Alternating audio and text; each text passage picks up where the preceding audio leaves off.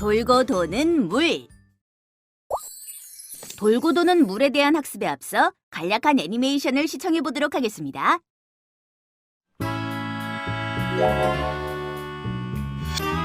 여러분, 혹시 우주에서 바라본 지구는 무슨 색인지 아시나요? 맞습니다. 파란색으로 보입니다. 그렇다면 파란색으로 보이는 이유는 무엇일까요? 바로 바다가 지구 표면의 70% 정도를 차지하고 있기 때문입니다. 지구의 표면을 대다수 차지하고 있는 바다, 그리고 물의 순환에 대해 잠시 알아보겠습니다. 바다와 육지에서 수증기 상태로 증발한 물은 온도가 내려가면 응결하여 구름이 되는데요. 구름을 이룬 물방울은 서로 뭉쳐 무거워지면 다시 비나 눈이 되어 땅이나 바다로 내리죠. 땅 위에 떨어진 물은 땅속으로 스며들어 지하수가 되기도 하고 호수나 강을 이루어 바다로 흘러들어가기도 합니다. 이렇듯 물은 고체, 액체, 기체로 모습을 바꾸어가면서 지구를 순환하는 것입니다. 앞에서 잠시 살펴보았듯이 물은 지구 표면의 70% 정도를 차지하고 있는 매우 중요한 환경 요소지만 과연 우리가 쓰기에도 충분한지 알아보도록 하겠습니다. 그럼 이번 시간에는 어떤 내용을 배우게 될지 여러분이 클릭하여 확인해 보세요.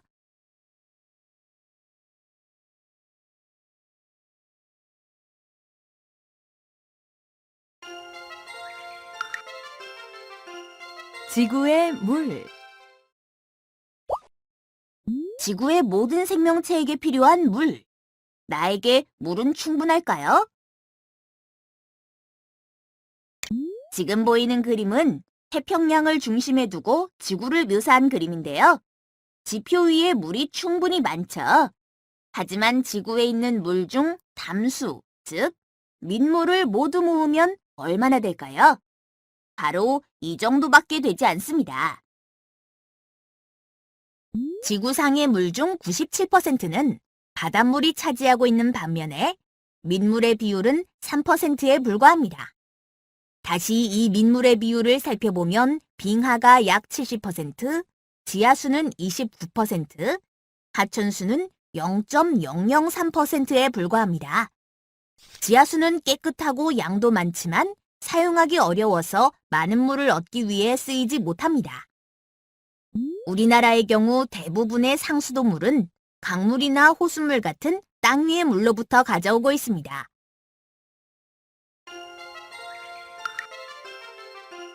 물 부족과 물 분쟁 사례. OECD 보고서에 따르면 2025년 52개국 30억 명이 물 부족을 겪게 되며 2050년에는 세계 인구의 3분의 2가 깨끗한 물을 마음껏 마시지 못하게 된다고 합니다. 쓸 수 있는 물 부족은 시간이 갈수록 더 심해질 것으로 보입니다. 인구가 계속해서 늘어나면서 이미 지난 50년간 3배나 늘어났고 전문가들은 물 사용량이 2025년이 되면 개발도상국은 지금보다 50%, 선진국은 지금보다 18% 정도 더 늘어날 거라고 예상하고 있습니다. 또한 세계보건기구에서는 물을 쉽게 사용할 수 있는 조건을 사는 곳으로부터 1km 안에서 한 사람당 매일 최소한 20리터의 물을 구할 수 있는 조건으로 정하고 있지만 현재 약 11억 명의 사람이 이 조건을 만족시키지 못하고 있습니다. 물을 쉽게 사용할 수 있는 조건을 갖추는 것은 아프리카와 아시아의 여성들에게 몹시 중요합니다.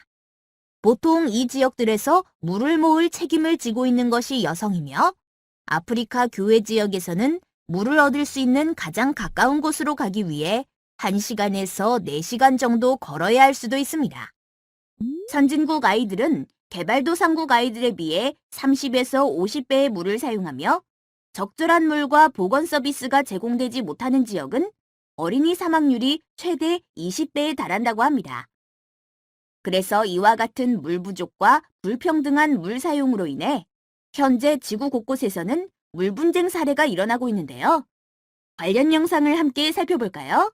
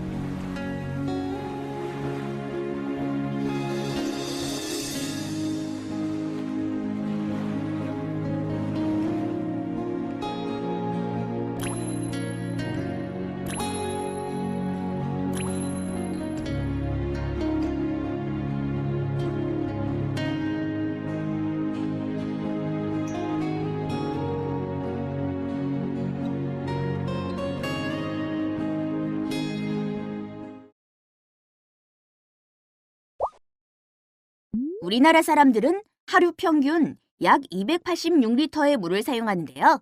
이 수치는 수돗물 권장 소비량 150리터의 약 2배 가까이 사용하는 것이고 독일인보다는 약 2.2배 정도 사용하고 있습니다. 또한 우리나라의 경우 여름에만 비가 집중적으로 내리기 때문에 봄, 가을, 겨울에는 턱없이 부족한 것이 현실입니다. 모든 물의 시작은 빗물이지만 우리나라의 경우 빗물을 지키기 어려운 나라입니다. 가령 비가 많이 내린다고 해도 국토의 70%가 급경사의 산지 지형이기 때문에 빠르게 바다로 빠져나가게 됩니다.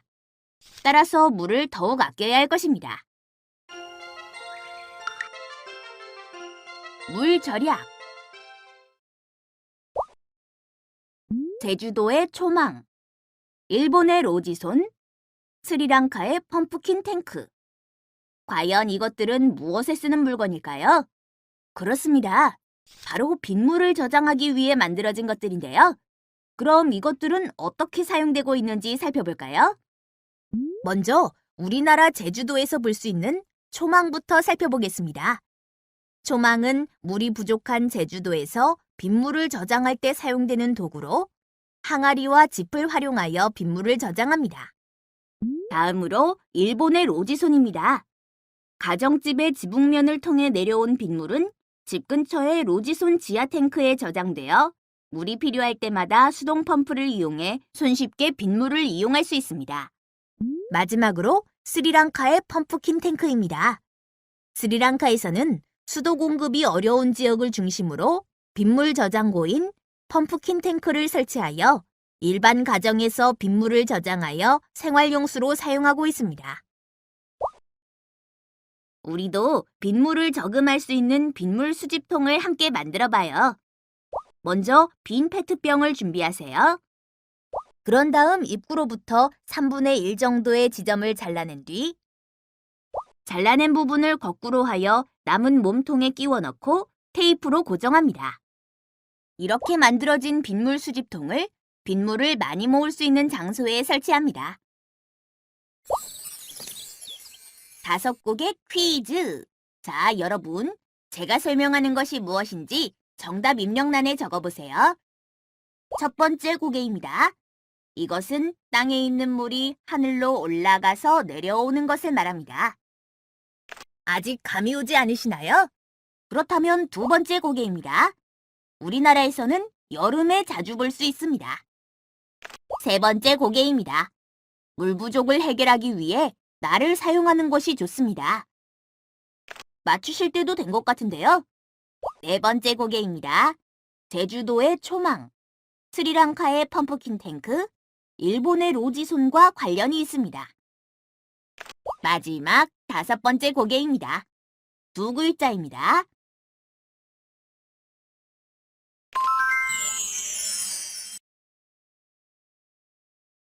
여러분, 모두 정답을 맞추셨나요? 그렇습니다. 정답은 빗물입니다. 빗물은 물을 절약할 수 있는 좋은 방법 중에 하나입니다. 이외에도 물을 절약할 수 있는 방법으로는 무엇이 있을까요? 그렇습니다. 양치나 세수를 할 때에는 물을 받아서 사용하기, 샤워 시간을 줄이기, 수돗물을 사용한 후 반드시 잠그기, 물을 소중히 생각하기 등이 있습니다.